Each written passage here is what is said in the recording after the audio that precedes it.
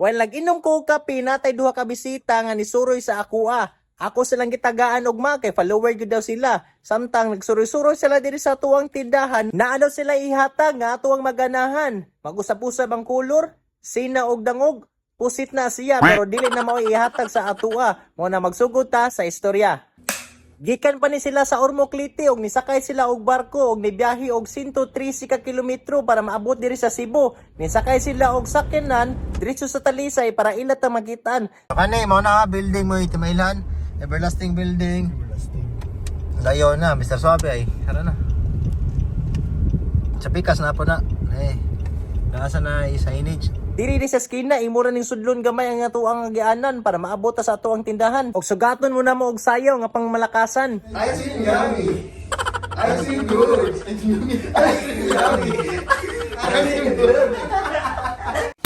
Og diri na nato makita ang ilang surprise. Boy, ang ilang nangka. Ilisa na tog bag. Basta nga naman yung shoutout kina sir. Shoutout sa tanan taga Leyte, dagay kay fans si Mr. Suabe dito. Boy, so nakapalit na sila og Innova.